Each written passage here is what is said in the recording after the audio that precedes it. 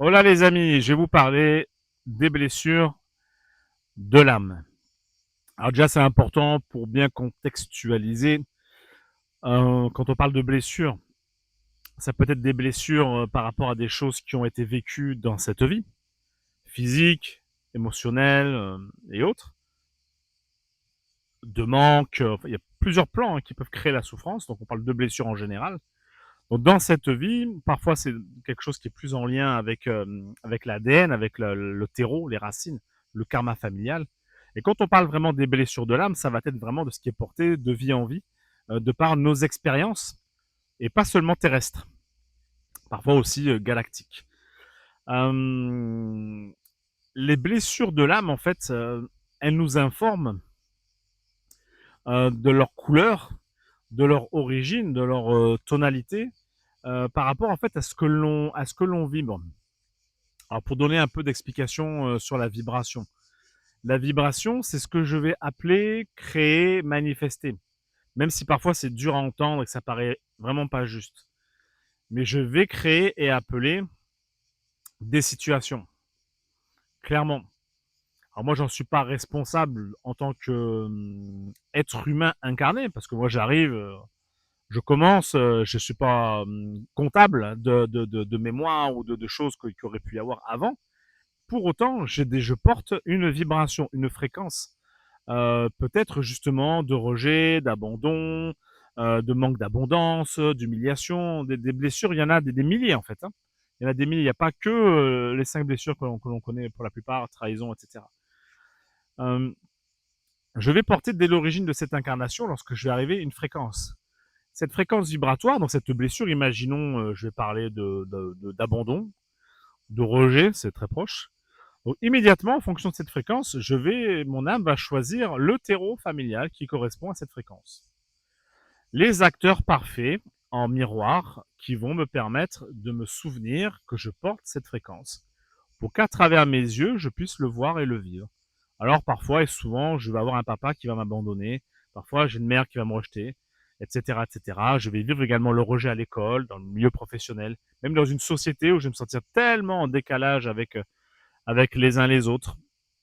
Bon, beaucoup de choses comme ça, qui viennent m'informer en fait de cette fréquence vibratoire que je porte, avec laquelle je suis donc venu m'incarner. Alors c'est pas forcément pour vivre l'expérience du rejet. On entend souvent bon, qu'on vient vivre des expériences, bon soit, mais au-delà entre guillemets de s'amuser à vivre des expériences, moi qui suis guérisseur, je vais plutôt vous parler en fait qu'on vient libérer et guérir et s'alléger surtout. Après, est-ce que les âmes ont envie de vivre différentes expériences? Peut-être, mais elles sont seules. Mais c'est d'abord en fait pour guérir et alléger ses mémoires et son cœur et libérer des blessures. Alors cette fréquence vibratoire, je vais l'avoir dès ma naissance, avec du coup tous les jeux qui vont se mettre en place, toutes les situations, et que du coup, indirectement, je crée. Au plus tôt, en fait, j'ai la conscience, par cette lecture, qui est pas très difficile, je peux faire tout seul. Et peut-être qu'en regardant cet extrait, bah, vous allez vous poser la question.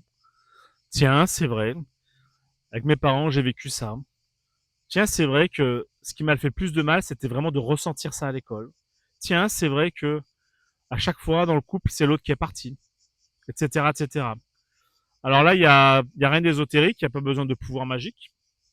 Tout le monde est capable juste de se poser et d'observer de manière concrète quelles ont été les situations qui se sont répétées, qui sont les plus importantes, quelles sont les plus grosses souffrances que je vis depuis enfant. Et au plus tôt, en fait, j'ai cette information, j'ai cette conscience que je porte cette blessure de l'âme, au plus tôt, je vais pouvoir agir et intervenir. Euh, si je prends l'exemple de la blessure du rejet, ce que mon âme va avoir besoin, c'est qu'en fait, je m'en rappelle. Bon, ça, vous l'avez compris, tout l'extérieur va faire en sorte que je m'en souvienne par des situations, des rencontres, des événements et autres. Une fois que je m'en suis rappelé, et elle va tout faire pour que je m'en rappelle, pas pour me punir, hein, ou quoi que ce soit, au contraire, c'est pour rappeler de la souffrance présente en moi. Parce que tant que je ne me serais pas libéré de cette souffrance que je porte d'ancienne vie et autres, je ne pourrais pas en fait vibrer mon incarnation vivante, vibrante et l'abondance sous toutes ses formes. Alors c'est vraiment essentiel au plus tôt. En tout cas, moi, je vous y encourage de aller la rencontrer et d'aller la régler, la libérer au plus tôt. Une fois que j'ai conscience, par exemple, que c'est la blessure de l'abandon, alors là, c'est pareil, je ne suis pas obligé immédiatement d'aller courir chez un thérapeute holistique, chaman ou autre pour aller demander de l'aide pour m'en libérer. Déjà, simplement par cette conscience, je me souviens. Alors, je me souviens en fait que j'ai été abandonné dans d'anciennes vies parce que c'est ce que je ressens profondément et que je répète dans cette vie. C'est ce que je vis, que j'expérimente à nouveau. Alors l'âme, elle va avoir besoin que son humain, son avatar, bah lui, il puisse l'aider. Alors c'est pas de continuer à répéter la même chose. Et là, ça va demander un effort, ça va demander une conscience, ça va demander de faire des choix. Et ces choix, ça va être ou de répéter, peut-être comme mon terreau familial ou dans mes anciennes vies, et de nourrir cette fréquence de l'abandon, du rejet, où je vais moi-même en fait rejeter et abandonner les autres à la moindre contrariété, situation et autres, où je vais moi-même m'abandonner et me rejeter parce que finalement, bah, je vais peut-être encore manquer un peu de confiance en moi sur certaines choses. Euh, Peut-être que je vais pas accepter vraiment tout à fait qui je suis parce que peur, parce que plein de choses qui fait que j'imagine que peut-être si jamais je me montrais véritablement tel que je suis, je ne serais pas accepté. Alors de moi-même, je vais activer cette blessure de rejet en me rejetant moi-même. Et alors là, c'est la souffrance la plus difficile pour l'âme, c'est quand son soi se rejette. Il n'accepte pas peut-être sa sexualité. Il n'accepte pas peut-être ses choix, ses convictions. Il n'accepte pas peut-être justement aussi ses valeurs. Parce qu'il faut les cacher, etc., etc., etc., etc. Et du coup, c'est une séparation avec soi-même. Donc, je me rejette, je m'abandonne de moi-même. Et lorsque je porte, par exemple, cette blessure, parce que c'est l'exemple que je porte cet extrait de l'abandon ou du rejet, je porte également cette blessure par rapport à l'abandon, le rejet par rapport à la source. Alors, j'ai vraiment le sentiment très profond d'être vraiment seul, d'être vraiment abandonné, d'être vraiment complètement à l'écart et de ne pas faire partie d'un groupe, d'une société, d'une famille. Et c'est d'une des plus grandes souffrances. Alors les premiers pas, ça va être d'abord d'en prendre conscience et d'agir avec soi-même pour commencer à accepter qui je suis. Ça peut être ma couleur de peau aussi, tellement de choses.